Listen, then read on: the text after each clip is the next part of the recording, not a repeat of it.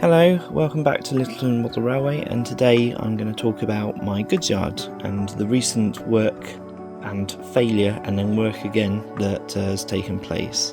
In a very light sense, this is replicating the goods yard at Bitton. Instead of 4 lines, it's just 2.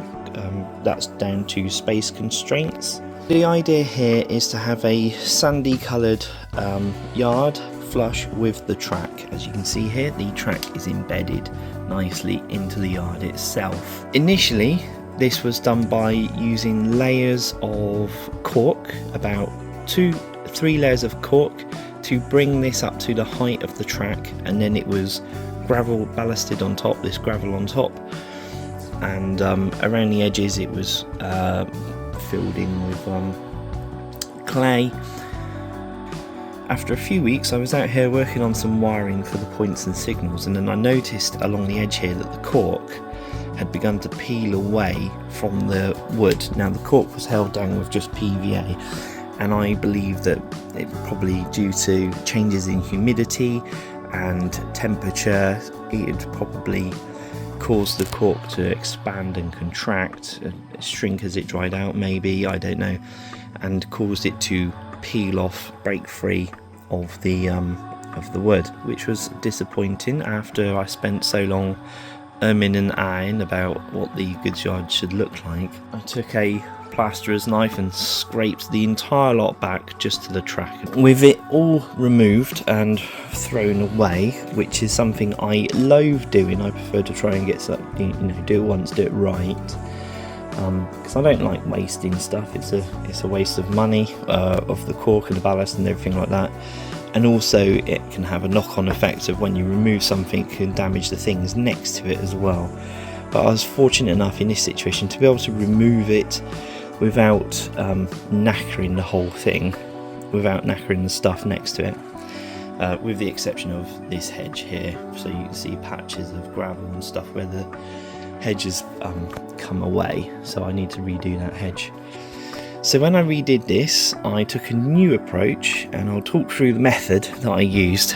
Maybe this might be useful to somebody else.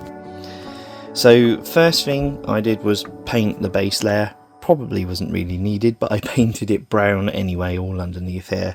It was certainly needed for these areas where the grass, because this grass is just straight onto the baseboard. Starting from the back, I started filling it up with this Woodland Scenics Buff Fine Ballast. Gone for a fine one because I really want that sort of, give the idea that cars can drive on it. The larger ballast is basically like driving over boulders or something on 00 scale. So starting at the back, I just began filling it up to the level of the track.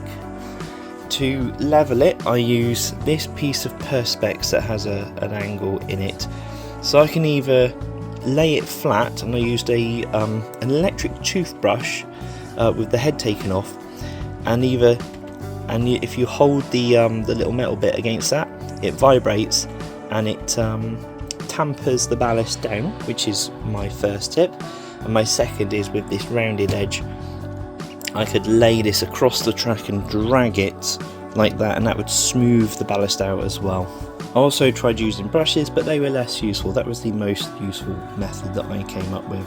Once it's all flat and level, I then give it a spray with soapy water from this bottle of whatever the hell was in there, but it's got a decent atomizer. It comes out as a nice mist, as you can see, which is great, because if it comes out as a stream or a jet, that tends to blast the ballast and poke holes in it.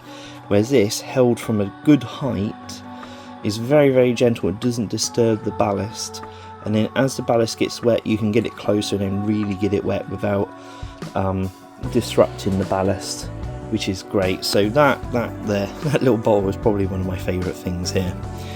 Once it's nice and damp, I then of course use the 50-50 water glue with washing up liquid mix, and use a pipette, and I'm putting loads of that on because this is a thick layer of ballast, so that has to get down deep into it. Fortunately, I'm doing this at a sunny time of year, so it is drying quite quickly, and this next day it's touch dry, but I cannot put any pressure on that because the ballast underneath is still loose and wet. If I press down on that, it will dent it, and it can even shift and muck up areas of the layout.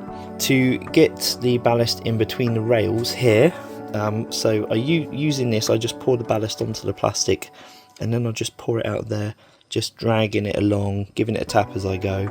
Get it level, then smooth it sort of flat, and then wet it, and again PVA, etc. If any ballast gets between the rails, so here you can see I've got a guide rail.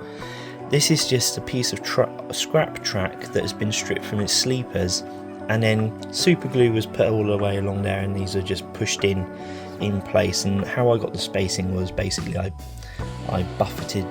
pushed it up against the sleeper chairs. You can probably see it there, so it just goes up against the cheap sleeper chairs. That keeps it nicely in line, and that leaves a decent gap, so there's no fancy pants stuff. You just hold the rail in place flat while the super glue dries, which only takes a few seconds, and then that's all good, and you can begin filling that up straight away. But if any ballast does get in here, that can be because of the way this is glued down. You can get in there with a matchstick or toothpick and just scrape it out, just drag it along in between the rails, and then once that's done, I've just got my little hoover to hoover it up. But obviously do that once it's dry, otherwise if you do it while it's wet, the hoover will suck up the wet ballast as well, and it will bugger up your whole thing. Something you can get away with whilst it's touchable but not dry underneath is if you get any lumps and bumps, you can use a little stick like this. This comes from a Roundtree's lollipop, ice cream or something like that, and you can use that to just smooth it out like a rolling pin. I use this rather than a rolling pin because a rolling pin's just too clunky to go here. And if you see any like lumpy bits, you can just roll them flat. And the trick is to do it when it's just right. So you want the surface touch dry, because if you do it while it's wet, the ballast will stick to the stick and you'll just be peeling it up and messing it up. So you want it touch dry, but you don't want it dry all the way through, because it needs to be able to shift and move around underneath. So, and then you can just roll it with this little stick and smooth out any areas you notice where it's a little bit lumpy or bumpy. But be careful not to overdo it, because press too hard, it can leave a dent that you didn't want, and if it moves too much, the stones will begin to separate from each other, and then they'll end up even worse. So you do have to be careful. It's just very, very little fine lumps and bumps, you know. Anything bigger, you're probably best leaving it until it's dried completely, and then just rub it down instead. As it dries, you might see light patches appear. If that happens, you just give it a douse with the water and some extra glue, because if any light patches will be where you might have missed a bit. So, for example, just right there's a tiny little light patch. So I'll give that a spray of water and a little extra pipette of watered down glue. If it does become damaged, all you need to do is put a bit of ballast in the hole, smooth it flat, and just re-glue it again, and it will completely disappear.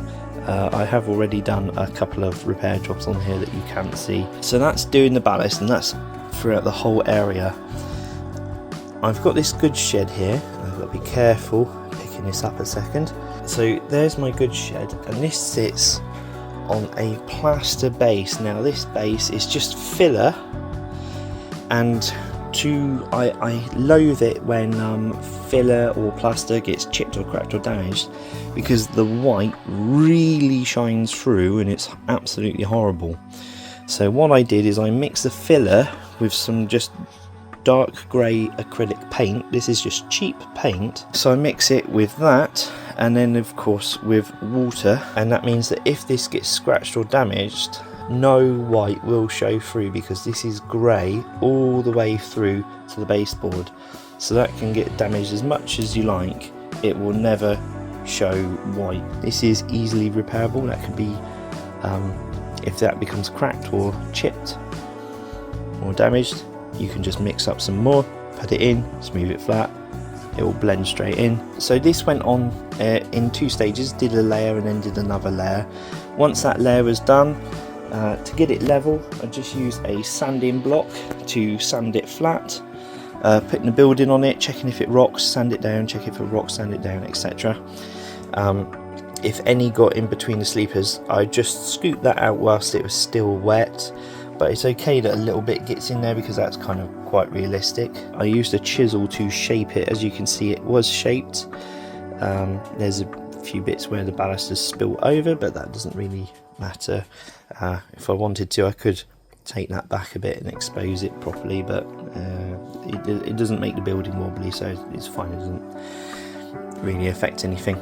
But this helps you line the building up with where you want it to go, provides a nice flat surface, also provides a nice interior as well, because that is now the good shed interior. And as you can see, I'm working on the loading platform. This is just polystyrene with a plastic front on it. That's just gluing now. And once it's done,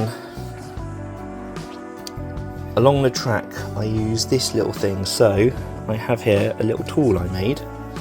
So this is just a matchstick, and as you can see, I've cut a kind of point into one side of it. One side is still as was, and the other side has got that point to it.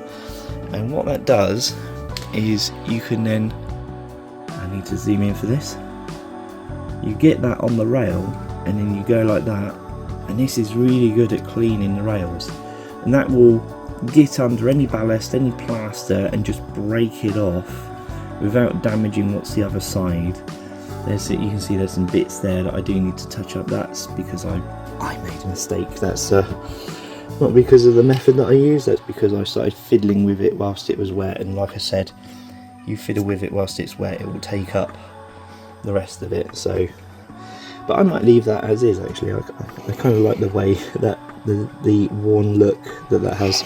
Once you're done, get a nice wagon with some decent metal wheels, probably preferable, just because they're easier to clean and less likely to pick up stuff. Run it through, and if you come across, and just put your finger gently on the top, and if you feel it lump or bump as it goes, and you can find, there you go, you can hear that clicking there. So that tells me round about here there's a little bit of ballast that needs removing, and that can be done when it's dry. I'm not going to do it now because that's how I ended up with that. When it's dry, you can rub with your finger, and that will rub the ballast down, wear it down a bit, and then you just hoover that up. Alternatively, I've used a chisel. This, obviously unplugging this first as to not short it, I can run the chisel along the top of the lines, and that overlaps nicely. What's this? This is a 25mm chisel, and that hangs over the sides enough that it gives a good amount of clearance each side for where the wheels overhang the rails sometimes. So I've already done that on the plaster, which is dry. Once that's done, also worth using a track rubber to go over it as well. First, to make sure that the track rubber fits in the area you smooth down, that it's not going to be catching on any ballast, and if it does, obviously you can remove that, so then you can sweep, do a clean sweep of the track. Something else that's worth doing is taking this in on an angle like that, and doing that to clean the inside edge of the rail as well, just to improve connectivity, because of course you've had glue all over that, you've had water all over that, and goodness knows what else, and so that does make the track quite dirty, so it does need a good clean afterwards as well. At the edge here, this is just I think ratio or wheels kits or something, fence super glued in. This is just PVA with WW Scenics 2mm summer grass all over the edge there. I've got to go through and get the ballast out afterwards as well. This kind of just overlaps onto the track ballast, but I will blend that in a little bit, sprinkle that out, thin it out a little bit. So that's how I did the goods yard. That's how it's come out looking.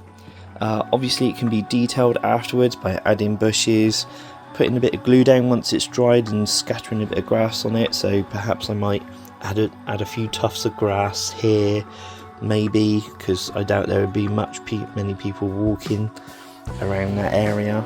You can also weather it as well, so I certainly will go up here with a black wash, dirty up this piece here, because this could also double as an engine shed if I wanted it to, as Avon Valley Railway is a heritage line and they use their goods shed as an engine shed. If I wanted to change eras to modern day and say that this was a heritage railway, then yeah, I can use that as an engine shed instead. Okay, hope you found that useful. Hopefully this will not peel up like the last one. Well, it can't, there's no cork. Alright, thank you for watching, hope you enjoyed that. Bye bye.